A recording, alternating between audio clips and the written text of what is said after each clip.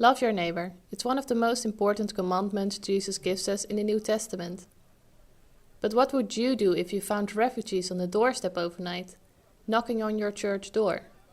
Many Christians in Iraq found themselves in that situation about a year ago, when thousands of people fled from the Mosul area that had just been taken over by the Islamist extremists of IS.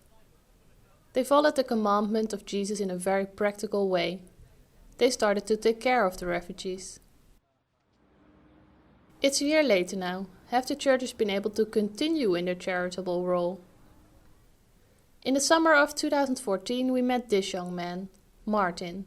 He was studying to be a priest, but was thrown in at the deep end when the crisis began. He started to help in the relief right away. I was struck by his strong sense of calling at the time. On a rainy day we meet Martin again. The situation for his people has improved slightly. They are not living in an unfinished building anymore, but share apartments. Martin has continued his studies, but still works with the displaced in his spare time. I teach them catechism, and I have many groups of youth, teach them about Bible, about social life, and visit many families there. After it became clear that the situation wouldn't change soon, many people started leaving Iraq, also people from Karamles. This is the circumstances. It is difficult, of course, because I lose my village and my church and many of my people. Before all these things, I lose my family when has left my country 3 years ago. This situation, sometimes, I am a human, so I have many thoughts in my mind. How can I still here, and who will I serve? People will will leave this country. I am thinking I will just serve the walls and the buildings. I'm very curious how Martin looks at the situation. Now things have seemed to get more hopeless. Has he lost his sense of calling? No, I think this situation proved me in my calling. I have to feed people with charity, with hope.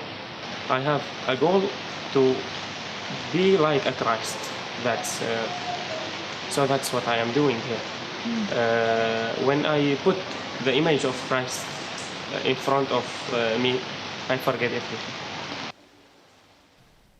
Martin has made a very visible step in his calling lately. He swipes through the pictures on his iPhone to tell us about his ordination as a deacon that happened a few weeks before we speak to him. It was a very meaningful event for him, but also for the people he is serving. How was it for them that someone from their village was ordinated deacon?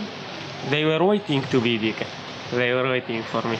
Yeah? Yeah, and they were very happy. And also we have done a big celebration here. I also gathered many people from my village and other villages. They came here and they still dancing and praying from maybe for 6 hours. Is it something hopeful for them that there's someone become a deacon from their village? Of course.